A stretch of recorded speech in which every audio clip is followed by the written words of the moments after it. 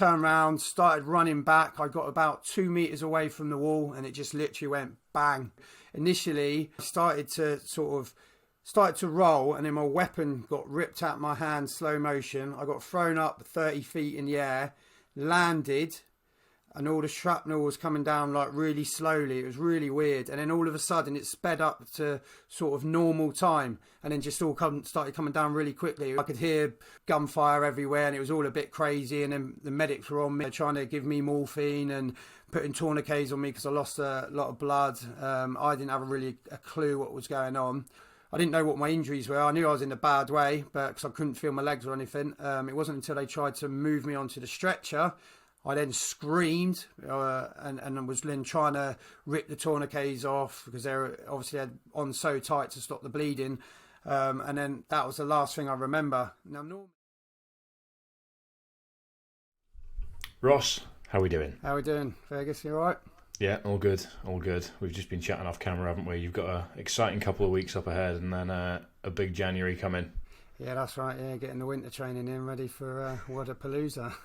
Excellent, excellent. Well, first things first, I think it'd just be great to get a bit of an intro for everyone on who you are, sort of what's made you the man you are today, and how you classify yourself these days. Yeah, so my name's Ross Austen. I'm 39 years old. I live in Devon. I have a son who's 11, Riley. I'm ex-military. I was in the military for 12 years. Commando trained. I was in the Royal Engineers, then did the Commando course, and then went down and obviously provided engineer support for 3 Commando Brigade. Did various numerous tours. Got injured in Afghanistan back in 2008. Went through sort of rehab.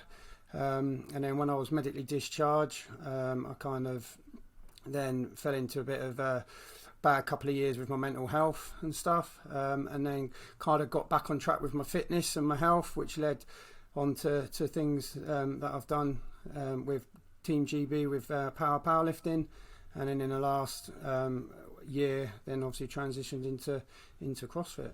And that's where I am as of today.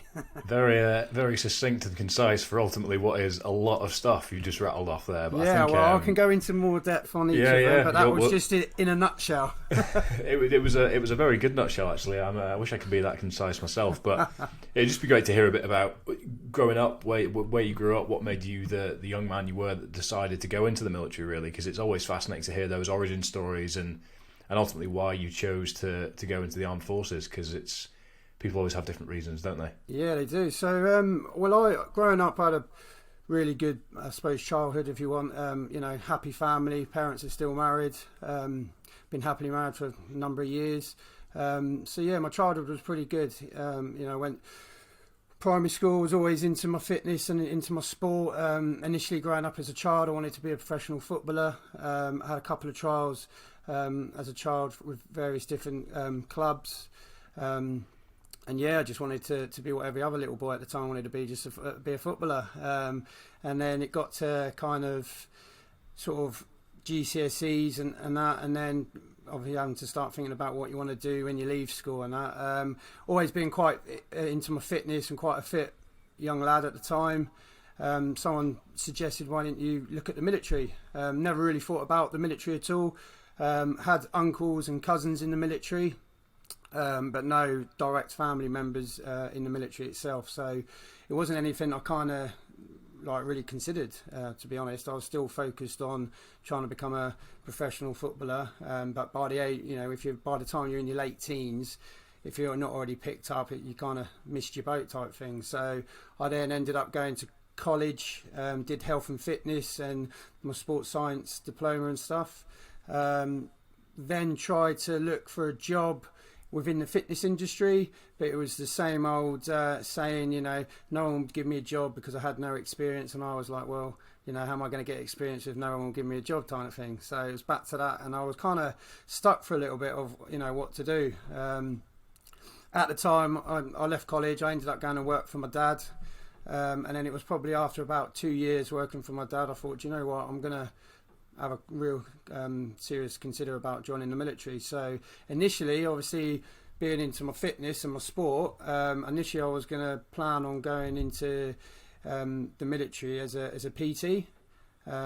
So when I did all my tests and that, somebody actually said, well, would you rather be teaching it or doing it? And I was like, well, I love my fizz and stuff. I love being thrashed and that. So I thought, actually, I'd rather be doing it. So then I changed my mind, didn't decide to go PT corps, and then decided to join the Royal Engineers, because someone said to me that, if you join the Royal Engineers, you can get trade, life skills for outside of the military, but you can still do your PT course, you can still do your para course, your commando course. Engineers is quite a good sort of regiment to join, where you can branch off to so many different things.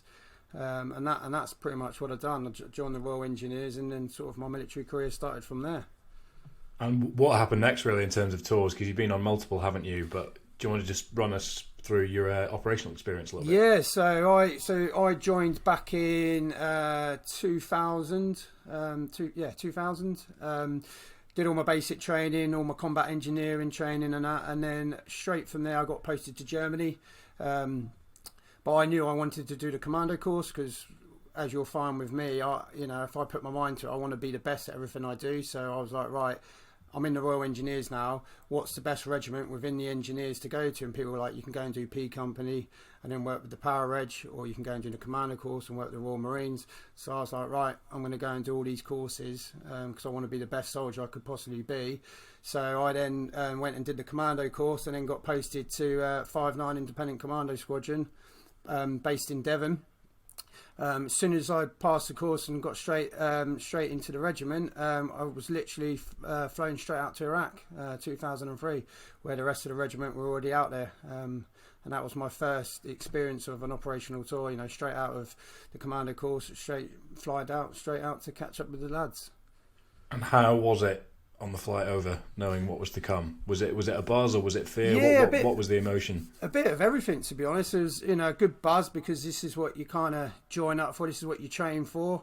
At the same time, obviously, I'm not going to lie, I was scared as hell, because, young lad, you've got no idea what to expect. You get off the plane and get shot straight away, so obviously the nerves were there, but at the same time, the excitement, the buzz, everyone's in the same boat. You're with your mates that you've trained hard with, and you're out there to go and do a job. So yeah, it was a bit of sort of mixed emotions, really. And how important did that community, that brotherhood, that sort of solidarity between the lads become throughout those tours? Because all I've heard is just how it's sort of the DNA that runs through everybody's experience. Yeah, it is, really, because at the end of the day, the man next to you, left or right, he potentially could save your life, and we rely on them, they rely on us, and it is that sort of brotherhood and that family and that camaraderie that gets you through, because at the end of the day, you're all in it together, and you go out on the ground together, and you all want to come back together. So you all got each other's backs, and that you all done the same training. You all bring certain different qualities to the team, to your section or whatnot, and everyone's got a role to play, and you just want to. Every time we went out on the ground, you just wanted to make sure everyone was safe, knew exactly what they were doing, what their role was in the team, and you just wanted to make sure everyone was safe and everyone got back safely.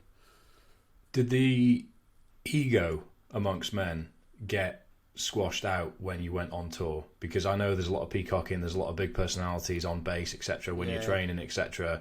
Did the threat and knowing that the guy next to you might be the guy saving your life, did that quash down those egos, those bigger personalities, and just focus on people getting the job done? Or were there still those bigger personalities and egos within the troops? No. Obviously, military life, obviously, it's male dominant. So obviously the egos and the ethos and what goes with it, and obviously the man up, and you can't, you got to be strong and tough all the time. Obviously that's part of it. But when you're actually out there on the ground, and it's a completely different ball game. You're not there to mess around. You're not there because at the end of the day, you got. For me, I was a corporal, so I was in charge. I had 8 guys in my section, so those 8 guys were under me. If anything happened to them guys, that was down to me as their team leader. If I sent somebody to go and do something, or I asked them to do something, and they got injured or killed, that's on me, because I've asked them to go and do that. So it's all right having all the the macho stuff back at camp and that, but when you're out on the ground, everyone knows their role, everyone knows the job, and you haven't got time for any of that kind of nonsense, really, and everyone kind of screws the nut as we say, and just gets on with what they've been told to do, what their role is, what their job is, because at the end of the day, we're all important, part of the team. We've all got slightly different roles to play, but together we're a family, we're a team, and we all want to come back safe. So when you're out there, that kind of all gets squashed a bit, and you're there to make sure everyone comes back each day, everyone comes back safe, so knowing that they can fly back to their family and at the end of the day. That's one of the biggest and most translatable learnings, messages I've heard from all the military guys I know over the years. And I think for me personally, it's just ego is the enemy is sort of a nice buzzword that we've heard. But the application in a war zone is, at the end of the day, one of the most black and white ways of executing the job that needs done in our human existence. So in the corporate world, in our day-to-day lives, being able to actually try and detach ourselves from our own ego, from our want to peacock, from the sort of macho stuff that we all try and default to sometimes. I think one of the biggest lessons that civvies can take from military experience is trying to move away from that, acknowledge what your weaknesses are, acknowledge what your strengths are, work together for a common goal, and actually we'll get more done. Exactly. And that comes into the mental health narrative as well, doesn't it? You can't be solid all the time, but you can be a bit more solid a bit longer if you've got people either side of you there to support you. Exactly. It's that thing though, you train us up and you expect us to go out and do this role, and then obviously we come back from these war zones and these operational tours and that, and then you're expected to just slip back into sort of normal life. But it's like, sometimes it doesn't work like that. It's quite a hard balance to find, because at the end of the day we're out there doing a role, obviously protecting Queen and Country, protecting the man next to you, left and right, so it's a hard balance, but it's what it is. We all signed that. We knew what we were doing. We were, Yeah, that's it, isn't it? That's it. So if you're happy to, can you just run us through the circumstances, the experience, the day where you suffered the injury that's now become a defining part of your life? Yeah, no doubt. So when we came back from Iraq, obviously Afghan had kicked off as well. So straight away we were back-to-back tours. So every sort of couple of years we were going off to Afghanistan. So I initially did Herrick 5, which was I think one of the second or third tours of Afghanistan. Now, at the time when I went out on Herrick 5, that was more of a sort of fighting kind of sort of close-up fighting scenario. So IEDs hadn't really come in theatre by then. So they were still in Iraq. They were still in other sort of countries, and the Taliban and hadn't really clocked on. It wasn't until I came back off Herrick 5 that the next tour, the next lot of guys and regiments that went out started getting lots of injuries. That's when IEDs came into theatre. They started learning the trades, learning the tricks, obviously bringing in other people from other sort of countries to help them. And then that's when we saw a massive surge of obviously guys and girls getting injured, losing limbs. And then from then on, it kind of every tour was expected. So then for me, I went back. I was actually due to get posted out of my regiment to go to training reg to help obviously train recruits, but I didn't want to go. I wanted to stay, knowing that my unit was about to go back out to Afghanistan. I wanted to stay with my lads. Obviously, I'd helped train and develop them. We all know the ins and outs, what every man and woman's good at and what they want it, so I wanted to stay. I didn't want to just hand that to someone else and sort of get posted off to training reg, knowing that, my lads are out there fighting and I'm stuck at training reg teaching recruits. So I volunteered to stay on and go back to Afghanistan. So on Herrick 9, I was literally a month into the tour. So normally what happens with my regiment, we normally do, so engineers get attached to, so we had 9 squadron who were the engineers who were attached to the power reg, and then we came in and we do like a handover with them. So we end up working a month or so with the power reg, learning the ropes, learning the area. So when the Royal Marines come in, we can brief them up on the area that they're about to occupy, and then we obviously then do our tour with those guys. So it was literally not long after the Royal Marines got into theatre. We were going on we'd done a couple of recce's, couple of sort of going down to the locals, speaking with the elders, finding out what's what, and just showing everyone the area. At the time, the FOB, which is the Forward Operation Base where we were staying before, we were sharing with American Special Forces. but we wanted to have our own separate fob, about a K sort of north of them. So we can still operate in the same area, but we just wanted to have our separate base. And it was of the morning of, we were doing a recce. We'd done a recce a couple of days before of an area and a building, a local building that we wanted to buy off one of the locals that we were going to take and occupy, and that would become our new sort of base, our new home for the tour. So we'd done a recce two days before. It came to the day of actually moving our unit into that base, and obviously the Taliban watch us all the time. They like to watch us, see what we're up to, and that obviously they could see that we were moving into a different base. Throughout the morning, they were taking pot shots at us, trying to obviously stop us and that. I got to a wall. We came to this wall of this compound, and we didn't want to go round left or right because we'd done that before. So you want to try and use different routes, so you're not obviously predicting where you're going to go. So as an engineer, obviously carrying explosives, I was like, right, we can just go straight through this wall quite easily, not have to worry about going one of the routes that we've already taken. I then set a charge up on the wall and knelt down to light it, and 3 rounds hit the wall above my head. Now, I had to make that split-second decision. Right, what do I need to do? So, obviously, I had a demolition to set off so the lads could get in there. I'm getting shot at. I cleared a safe route up there that takes a bit of time. I didn't mark it out because the plan was to set a charge long enough for me to mark and clear a separate route back to the wall where the rest of the lads were stacked up waiting. So I had to make a split decision while I was getting shot at that I would set a quicker charge to get in there quicker. And I knew roughly the route, give or take, that I'd cleared coming up. So I thought, right, I'm going to take my chances. I set the quicker charge, turned around, started running back. I got about 2 meters away from the wall, and it just literally went bang. But it was weird because it was slow motion. So like, I don't know if you watch it in the movies and that, it was literally slow motion. So initially, when it went bang, I started to roll, and then my weapon got ripped out of my hand, slow motion. I got thrown up 30 feet in the air, landed, and all the shrapnel was coming down like really slowly. It was really weird. And then all of a sudden it sped up to sort of normal time, and then just all started coming down really quickly. It was really strange, really weird. And then I could hear gunfire everywhere, and it was all a bit crazy. And then the medics were on me, trying to give me morphine and putting tourniquets on me because I lost a lot of blood. I didn't have really a clue what was going on.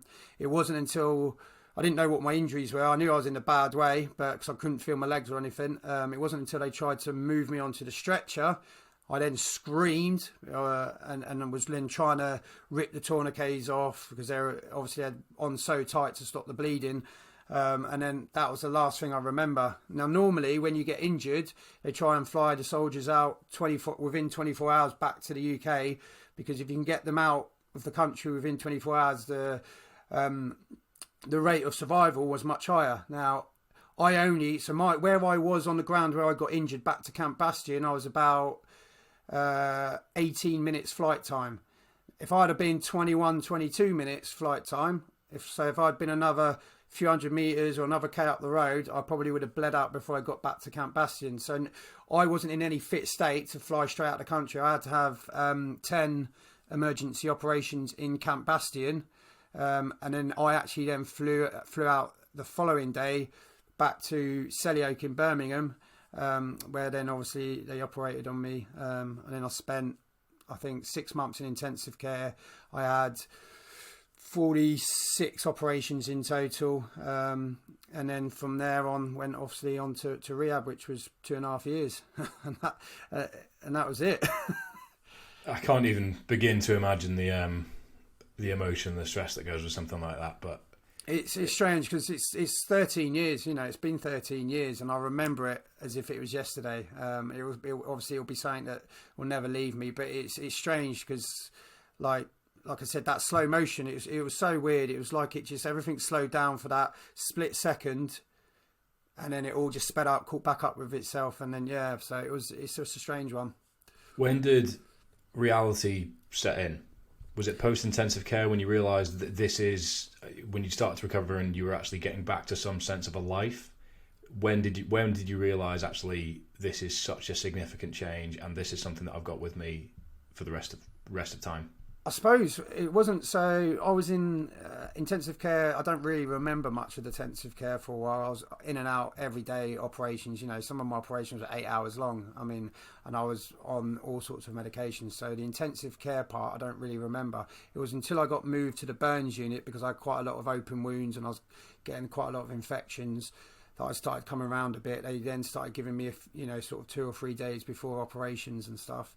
I lost loads of weight, wasn't really eating, sleeping loads, to the point where I had a drip through my nose where they were feeding me protein through the night, because obviously your protein helps with your muscles and your growth, and they're obviously trying to help everything repair. So I used to wake up in the morning with like rock hard belly. Women would come around going, "Do you want breakfast?" And I'd be like, "I'm really hungry, but I can't eat anything because my belly's rock hard for the protein." So it was probably then, when I was in bed laying in bed, nothing to do all day, that I started to realise, what my injuries were. Started to realise that that's the end of my military career. What the hell am I going to do now? I'm never going to walk again. I'm never going to do this. And that's when it all starts coming crashing down a bit, and it kind of hits you for a bit then. Were you grateful to still be alive? Or were you thinking darker thoughts at that point? I think probably at that point I was a little bit thinking more darker thoughts. I was like, that's the end of my life, and you start questioning things, and you're just like, why me, blah blah blah, and even though why me, I chose to join the military, I knew exactly what I was getting into, but you just, that thought process and the things that go through your head, because the mind is an amazing thing and you can't control everything.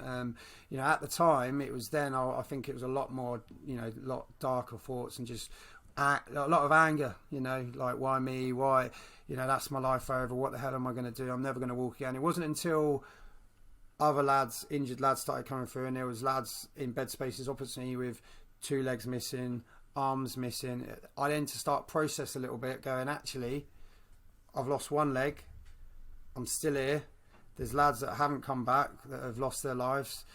I'm still here. Actually, I've got a lot to be thankful for. And then your thought process starts to change a bit. And but yeah, I'd say the first few months, very dark. You're very bitter, very angry and that. And then it's not until you have you go through all those different emotions, because I think you have to go through them all to be able to sort of try and understand it a little bit. And then once you've been through that phase, I think I started to understand it a little bit more, and then became less angry and sort of not more positive yet, but started thinking, I'm at least neutral. I'm still here. Yeah, I'm here. I'm still alive. It could be worse. I could be dead. I could have lost 2 legs. I could have lost 3 limbs. Yeah, I can. I can't even begin to imagine the thought process, especially when you left on your own to sort of stew in your own thoughts for so long as well. That must have been a real challenge. Oh yeah, nothing to do. You're bedbound for, you're not doing anything other than sleeping and thinking. That is it. You literally nothing. You just go crazy. But rather than being all doom and gloom, you've turned that neutral thinking into a really successful Paralympic career with Team GP, and then into CrossFit as we go. So let's sort of start from the beginning of that process, which is the initial recovery prior to getting into the powerlifting side of things. Yeah, so initially, once I left hospital, I got sent to Headley Court in Surrey, which is the rehabilitation centre for the military guys. I spent 2.5 years there. So in that space of 2.5 years, I was still having operations, so I was still going back and forth. But you spend literally all day doing physio, doing exercise, and you're trying to start getting a bit of your fitness back and that. And the good thing about that is you're with all the other injured guys, so everyone's in the same boat. You got everyone together. You can have that bit of that military banter again. You're back in that sort of family, that environment. You've got all your different kind of war zone almost. Isn't it? Exactly. So and you've got a different team. So not that you're all injured soldiers from different regiments and that, different tours and that, but you're in the same boat. So you kind of almost get that camaraderie that you had with your own team and your own guys, with this guy, you form a new bond because you're all in the same boat, you're all injured, you all kind of understand what everyone's going through. So if someone's having a bad day, you know why, and you can relate to that because you've been there yourself. So it was good. So yeah, so the fitness, we just started getting fit again. We were doing circuits every day, physio every day. So a main day would be you do a bit of physio in the morning, then you might do circuits, then you might do a bit more physio in the afternoon, then you might do some sort of other team fitness thing. And I did that for 2.5 years. But part of that was getting back into sports. They obviously introduced sports into part of the rehabilitation program, because obviously sports is massive, helps massively, not only with the physical side of things, but playing sports been shown to be really good for your mental health as well.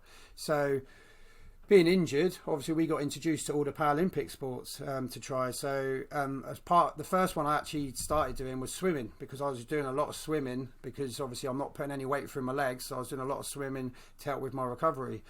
So initially I was doing quite a bit of swimming. I'm actually a better swimmer now than I was when I had 2 legs. So so that was good. And then for me, I just looked at all the sports and I thought, right, I'll try. So I started off trying wheelchair basketball. Really, really fun game to play. Even if you can just sit. You don't even have to have lost a leg. You can sit in a chair and play. It's such a good sport. Physical there. And it was such a good crack that I was like, right, I think I'd like to give this a try. So I ended up joining a local team. So when I was going home from my rehab, I was still playing the wheelchair basketball, and we had a couple of guys in the team that were like sort of GB sort of level, borderline getting into the GB squad. And I was like, how long have you guys been playing? They were like 15 years. I was like, blimey. I haven't got, at the time was 26, 27. I was like, well, I haven't got 15 years on me. I was like, right. And then because I was a strong swimmer, someone said, oh, why don't you go into swimming? So I started doing the swimming a little bit, and then someone threw in the triathlon. So initially my first actual sport was triathlon. I went into the triathlon, started doing the triathlon training. I got myself a blade, was running, doing the bikes. I then got invited to a Paralympic training camp. So I think there was about 10 of us. We got invited over to San Diego to go and train and coach with some American injured veterans as well, and just experience some like a Paralympic training camp with all the different sports and try out other sports. So there was loads of other sports that we tried, but initially I went over there doing triathlon. I then came back from that and then got put in touch with British Triathlon, and then became part of the development squad with the aim of trying to sort of push through into the main GB squad. But the problem I have is, obviously I've lost my leg on the left side, so I'm above knee on the left side, but on the right side I've only got half a foot, which unless I take my foot plate off, not many people know. And I've got quite a lot of damage to my right upper leg from the knee upwards. Almost looks like a massive shark bite. So the problem I had with the triathlon is my running was probably my weakest bit out of the triathlon. So my swimming was pretty good. I had a cycling leg for my cycling. That was pretty good. It was my running that was letting me down. I couldn't get it up to par with the swimming and cycling. So after a couple of years in the development squad, I knew I wasn't going to get to the standard I wanted to try and give it a go in the GB squad. So I decided to come away from the triathlon. I didn't do anything for 6 months. I just started going to the gym, lifting weights, and just started getting big and strong. And then someone said, oh, why don't you try the powerlifting? And I was like, all right, yeah, I can shift a bit of weight. Why not? Completely different ball game altogether, that is. So yeah. I got introduced to the powerlifting. Now powerlifting in the Paralympic team is just the bench press part of what you would in able-bodied. Obviously you have your squat, your deadlifts and your bench. So we just, obviously being adapted athletes, we just do the bench press part. So I started training bench. I linked in with a couple other veterans that I knew that were into the power sport as well. Found a couple of local competitions, went along, really enjoyed it, got hooked on that straight away, and then decided, right, actually I want to give this a good crack. I'm going to find myself a coach. Luckily, I had an RI that I met at Headley Court that I actually went through basic training with. It was an RI at Headley Court that helped me with my rehab, who happened to be a strength and conditioning coach as well. And he was about to get out of the military and become a lead and strength and conditioning coach for Health Heroes at one of the veteran recovery centres. So he became my coach. I then started coaching. He started coaching me full time with powerlifting. I then, in 2015, after having done 2 or 3 smaller local competitions, British Weightlifting invited me to the British Championships up in Coventry, where they said you can come and have an eye opener, compete against the GB guys, and just have a good experience, fun day out, and see what it's all about. Obviously, me being me, I had other ideas. I was like, I'm not just turning up to take part. So I turned up at the British Champs in 2015 and ended up winning gold in my category and became British champion. And everyone was like, who's this guy, like, type thing. And then it just went on from there. I then became part of the GB squad and had a really good 6 years doing powerlifting for the GB squad. Went all over the world competing with them. Went to 2 major world championships in Kazakhstan and Mexico. At my height, I was probably ranked 14th in the world. Missed out on Tokyo. Unfortunately, you have to be sort of ranked. So within the sport, you have to be ranked top 10 in your weight category, even to be eligible. And then you have to then obviously be selected from your team as well.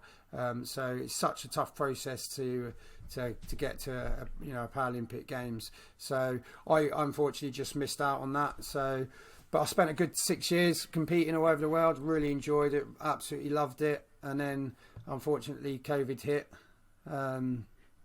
Obviously, which affected everybody. Didn't do anything for a year. Obviously, all the gyms closed, and obviously didn't train. All competitions stopped. Probably the same as everybody else. Started reevaluating my life, thinking, right, what am I going to do next if we ever get out of this? And kind of made a decision that I was probably going to step away from the British team and the powerlifting, because obviously it's a 4-year cycle every Paralympics, and you have to. It's a lot of sacrifice, that you have to commit for the 4 years. And I was thinking to myself, I'm not getting any younger. Do I want to commit another 4 years and potentially not make it again, or do I want to do something else? Now, throughout my time as an athlete in the GB squad, there's certain things you can't and can't do, because if you get injured, then that you jeopardise your spot on the team. So there was a lot of things that were being thrown at me that I'd love to have done, but I couldn't, because I'd made commitments to the team. So I was thinking, right, I think there's a few other things I'd like to do. I think I'm gonna obviously had a chat with the team, had a chat with all the management and the coaches and stuff, and decided that I was gonna retire and look for some other things to do. Obviously, fitness has always been in me, and it was something I was always going to do. So I knew I was just going to do some sort of fitness, but I didn't know what. I had a few other opportunities thrown at me. So mid lockdown, I was approached by Channel 4 to go on a reality TV show called The Bridge, and I thought, right, I'm not doing anything at the minute. Why not? Let's go and have an experience. So I ended up going on that and did that through lockdown, and then came off the back of that, came out of that. My friend at the time from my old unit decided he got medically discharged from the military as well. Decided to set up his own CrossFit box in the local area. Obviously, being good friends with him for years, and he obviously had seen my announcement that I'd retired from the squad. Knew that, him knowing me, knew that I would want to get into some sort of sport or fitness of some sort. Suggested to me, why don't you come and try CrossFit? Obviously knew nothing about it other than I used to take the mick out of a few friends that did it, but knew absolutely nothing about it, didn't realise how hard it was, and then thought, yeah, why not? So turned up day one at his box. He chucked me on a rower and I nearly died, because I hadn't done any CV for about 6 years, and then went from there. And that was January this year that I turned up at his box and got into CrossFit. It's been quite a fast progression since then, hasn't it? Because this year CrossFit have announced an adaptive division within the games. It was perfect timing, I think. I Yeah. think it was meant to be, because I literally, as I said, didn't know anything about CrossFit, didn't know anything about competitions or anything like that. Obviously, I'd seen a few athletes in America and followed a few athletes in America on social media and seeing that they were doing things. Obviously, in America, it's a lot bigger. But yeah, they literally, as I started my CrossFit journey, CrossFit came out and said, we're going to do adaptive divisions to give you guys a platform to compete in front of the world and show you what you're about. So it was from then on, I said to my coach, I said, right, same thing. You know me, I'm not doing this just to take part. I want to be the best adapted athlete in the world, and that's what I'm trying to do now. So literally went straight back into full-time training CrossFit now. Luckily, a couple of the sponsors I had from the GB team were happy to follow me across into CrossFit, which allowed me to train as a full-time athlete. So I'm very fortunate that I've got them on board, and that's what I'm doing now. So I literally fast-tracked myself in CrossFit. After 2 weeks, the coach decided to enter me straight into the Open, when I still couldn't even do some of the moves. So that was a massive eye-opener. I ended up finished 6th in the UK, I think 21st in Europe, and I think I finished just inside the top 100 in the world after 2 weeks. I was like, right, give me a year, let's see what I can do in a year. And that's where I am now. So I'm about sort of 10 months into my CrossFit journey. Met some amazing people, some amazing contacts, and just absolutely loving it. And I love the training. I love the fact that it's different every day. From day one, I've not done the same training day, which I like. Which I was getting a little bit bored of the training from the powerlifting. You know what it's like, strength based. Especially with only one discipline as well. Yeah, you're working through your phases. The training's quite repetitive after you transition through your phases and that. And I was just getting a little bit bored with it. So yeah, the thing I like about CrossFit, it's just an all rounder. You've got to be good at everything, like literally everything. And CrossFit covers everything. Every gymnastics, conditioning, CV, strength. It's just an all rounder. And I love the fact that I'm getting to train all these different disciplines now and getting stronger and fitter. As I say, I've not done the same training day once yet since I started, and I love that. And I love the fact that I'm not getting bored of it. The more I'm doing it, the more I'm loving it. And I'm so glad I made that choice to transition into CrossFit. Yeah, I can imagine. It seems like you found a real calling with it as well, which is great. Because question I'd have from my perspective to yours now is knowing the personality you've got, knowing the desire to be the best at everything you take on. Do you still have moments, days where you get pissed off, regretful, or angry at the situation you're in, or are you completely content and present with how life has unfolded for you? It's one of those. I got injured and a lot of doors closed. But then a lot of doors opened. Some of the things I've done since I've been injured that I wouldn't have dreamt I would have been able to do in a million years would never have been open to me if I hadn't have been injured. So there's pros and cons, and I've said numerous times on social media, on interviews and stuff. I said, if you tell me that I was going to do it all over again, I was going to join the military and I was going to get injured, but then you was going to go on and do all these amazing things that you've done, I'd still would have joined. It's fascinating, isn't it? Yeah, it's just a part of who you are now, isn't it? I mean, exactly. Yeah. I'm still here. I've just got a robot leg, as all the kids and everyone says. I'm a transformer. I've just got a robot leg. I'm still here, unfortunately. That I'm still here, and I can go on and do these amazing things. And I'm just, very grateful that I've been given that opportunity. And that's why I always want to be the best. I don't want to waste this second chance. I feel like I've been given a second chance, and I owe it to myself and I owe it to everybody else to be the best version I can. And throughout the whole process, I just try and inspire people. That's what I want to do, and just think, if I can do it, then why can't you do it? I've been there and battled my demons with mental health quite a few times over the years. And even though it's been 13 years now, so 19th of November is when I got injured. So November's not always a great month for me, but each year I get better and better with it. I like to think I don't really change much, but my friends and family and people that are close to me see a slight change. But I don't let it affect me, and I just try and try and be the best I can, and that's what I'm trying to do now. You know, within CrossFit, I'm not here just to take part and just, you know, make up the numbers. I want to be the number one adaptive athlete in the UK, and then go on to eventually be the number one athlete in CrossFit in the world. And it's going to be tough, very tough. You know, they've only just announced the divisions. There's a lot that needs to be sort of ironed out, and that, so it won't be for a few years yet until they get it bang on. But at the minute, as a lower limb athlete, you know, so I'm competing against guys that are below knee, and obviously if you've got your own knee joint, that's a massive game changer in certain in ways that, you know, there's the movements you can do or you can't do.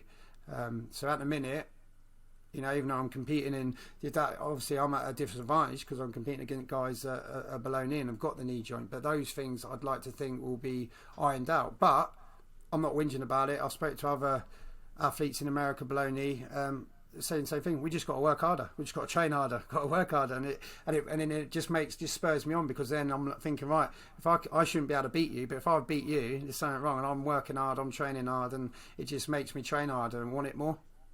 Yeah. No, I can empathise with that, I'm sure. But what are the demons you've been battling, if you don't mind me asking? Has it been a borderline sort of residual fear that's come from the experience you've had? Is it the fear that goes with wanting to be the best and maybe falling short? Is it fear around being a father? What are the real challenges you face? I think so. My demons were quite a few years. So it was when I got medically discharged from the military.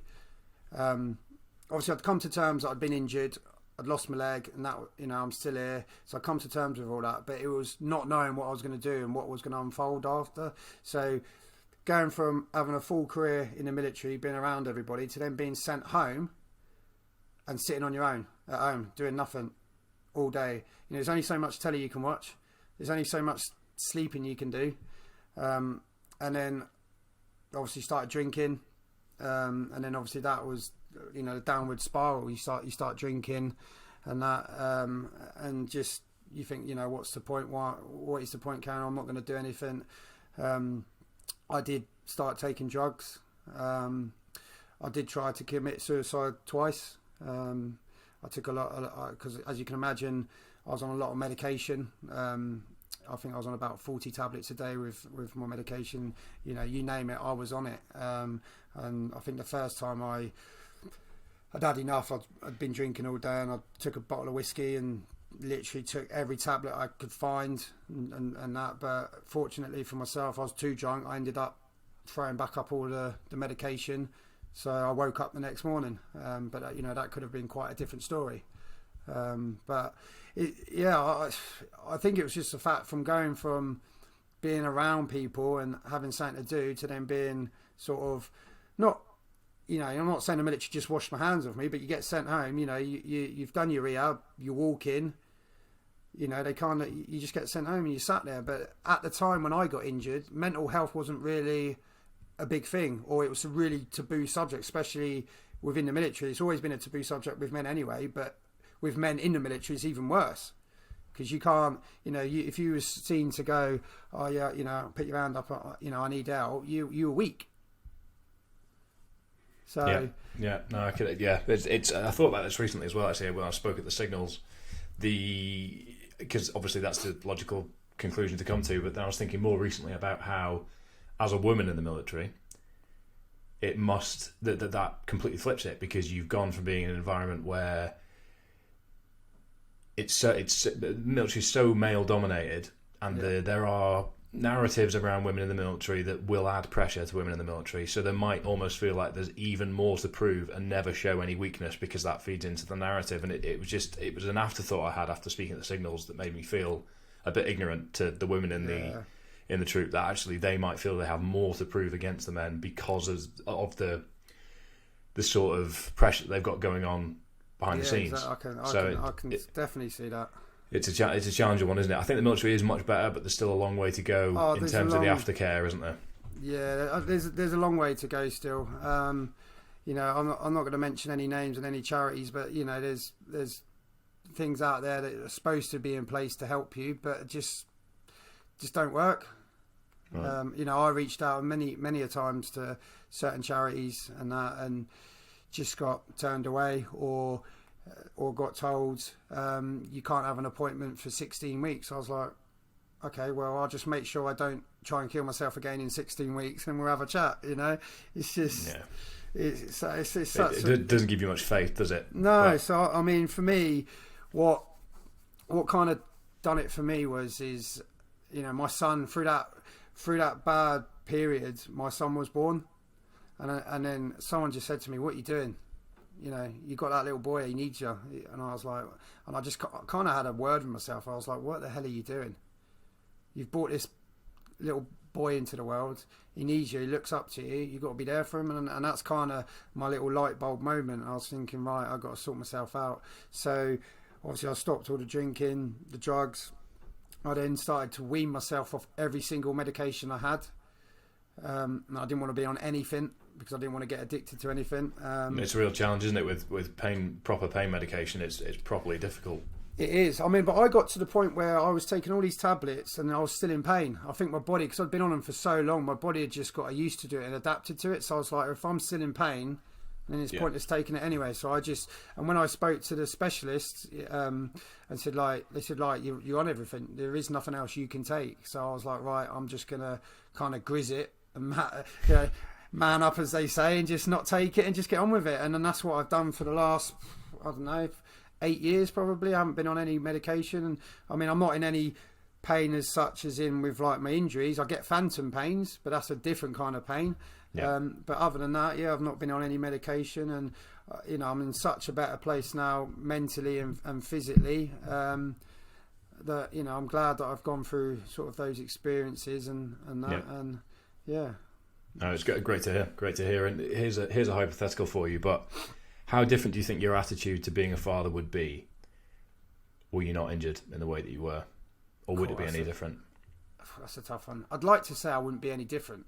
I'd like to think, because the thing that changed with me when I got injured, so all my morals and all that all stayed the same. I'm old school. I've, as I said before earlier on in the conversation, I had a really good upbringing.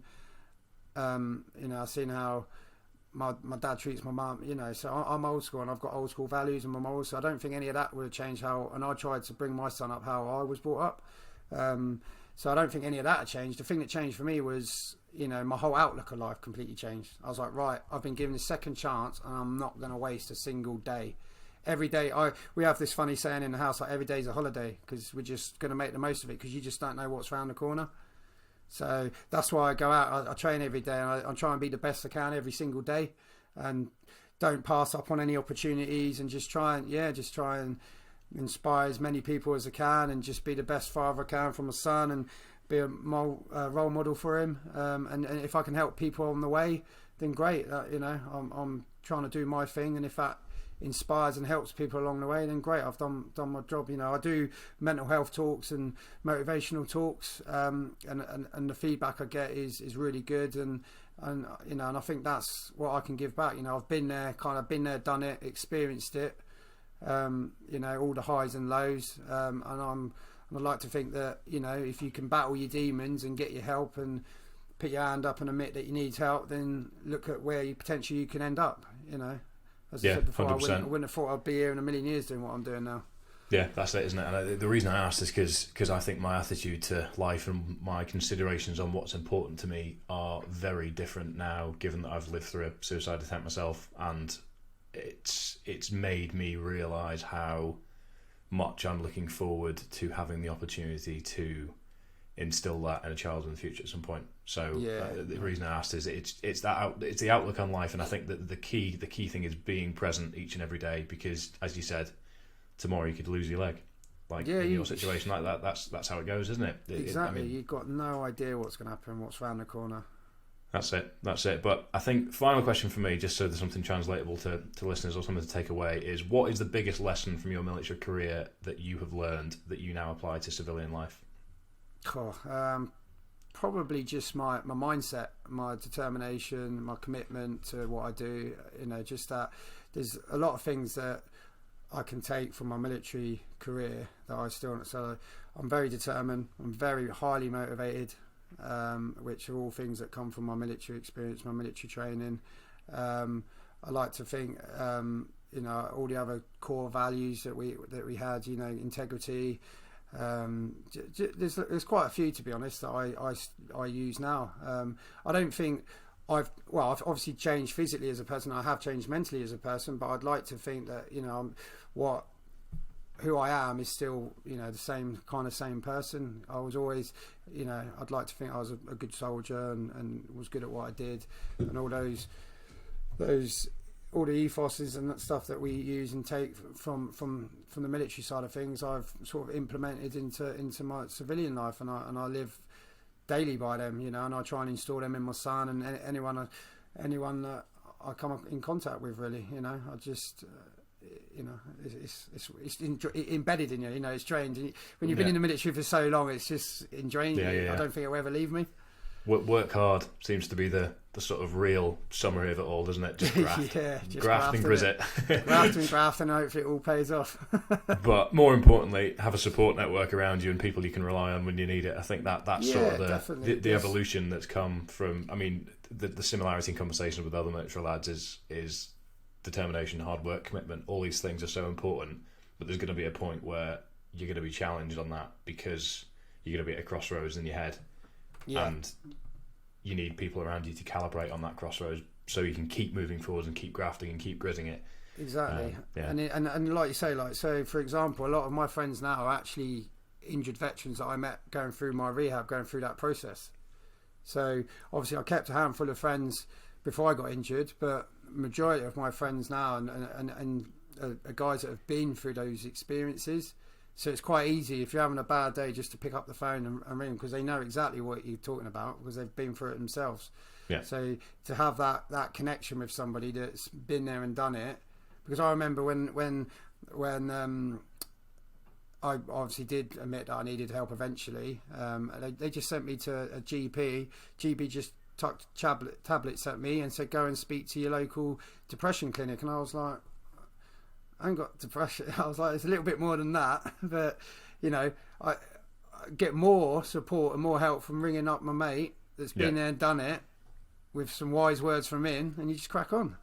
Yeah, it just reinforces there's a chemical depression and then there's a human depression. And I suffered from a human depression when I was suffering because I didn't have people like that I could phone. That I felt unique in my situations. If I had somebody I could pick up the phone to I knew was feeling the exact same way and could relate to me, I think I would have been much better off. So it's a great well, it's obviously a tragedy that you're all in the situation that you are, but as you've said, it's a part of your journey, part of your story now. You've all got each other and you've all got each other at the other end of the phone, which must be a great support network to have. So that's a big bonus, isn't it? And you see them now, they're all doing amazing things in you know, in their own careers and that, so it's great. That's it. Well, Ross, thank you very much. Where can people find you on social media? Say again? Where can people find you on social media? So it's Ross Austen 59 on. I only really use Instagram. I don't really use the Twitter and other ones too much. But pushing YouTube a bit more now, aren't you? Oh yeah, YouTube. I've got a YouTube channel now, so it's No Limit All or Nothing, which I'm starting to do training videos. So it's just insights into my training as a full-time athlete, as an adapted athlete, and there's coaching videos in there now with, you know, key movements, because obviously a lot of the movements need to be slightly changed or adapted for depending on what your disability is, and there's nothing out there, so we're trying new space trying to change that and link up with a few people and create these coaching training videos that can, you know, don't have to be a CrossFitter to do them, just in general fitness, in general life, just, you know. So there's YouTube and Instagram. Brilliant. Well, thank you again for the conversation. Really enjoyed it. Pleasure, buddy. Thanks for having me. Yeah, speak soon, mate. Cheers. Thanks a lot.